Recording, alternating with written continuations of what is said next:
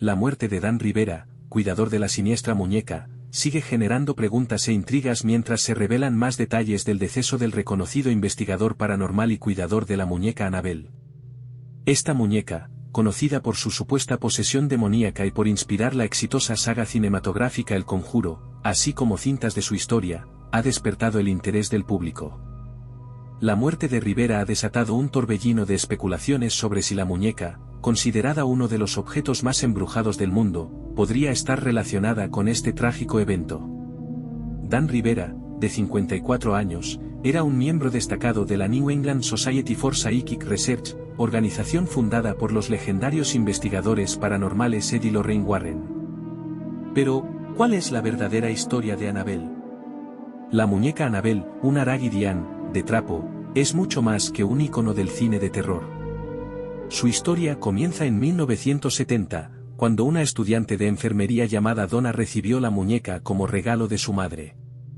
Donna y su compañera de piso, Angie, comenzaron a notar comportamientos extraños. La muñeca cambiaba de posición o aparecía en diferentes lugares de su apartamento sin explicación. Además, encontraron notas escritas en papel pergamino con mensajes como «Ayúdame», en una caligrafía que parecía de un niño. Aterradas, las jóvenes contactaron a una medium, quien afirmó que el espíritu de una niña de 7 años llamada Annabelle Higgins, fallecida en la propiedad, habitaba la muñeca y deseaba quedarse con ellas. Sin embargo, los eventos escalaron rápidamente. La muñeca comenzó a exhibir comportamientos hostiles, y un amigo de las jóvenes, Lou, reportó un aterrador encuentro en el que sintió que Annabelle intentaba estrangularlo tras despertarse de una pesadilla. Fue así como Donna y Angie recurrieron al matrimonio Warren, reconocidos investigadores paranormales. Los Warren concluyeron que la muñeca no estaba poseída por un espíritu infantil, sino que era manipulada por una presencia inhumana, con intenciones malévolas, posiblemente demoníacas, que buscaba poseer a un ser humano. Para contener esta entidad, los Warren organizaron un exorcismo en el apartamento y trasladaron la muñeca a su Museo del Ocultismo en Connecticut, donde fue encerrada en una vitrina de cristal bendecida con cruces y advertencias de no tocarla.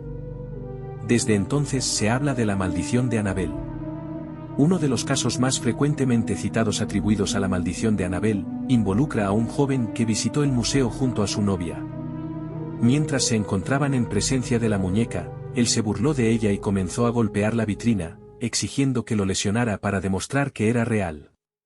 Sin embargo, apenas horas después, el joven murió en un accidente de motocicleta.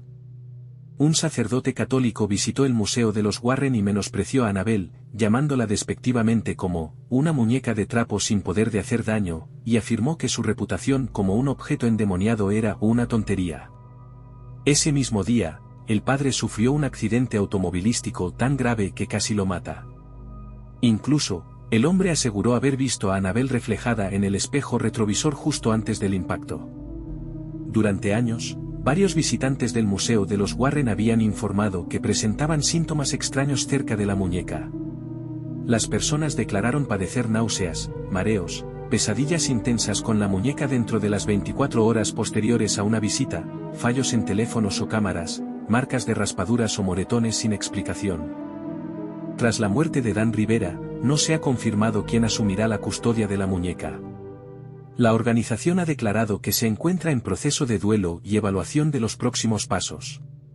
Mientras tanto, Annabelle permanece bajo resguardo, sin exhibición pública programada.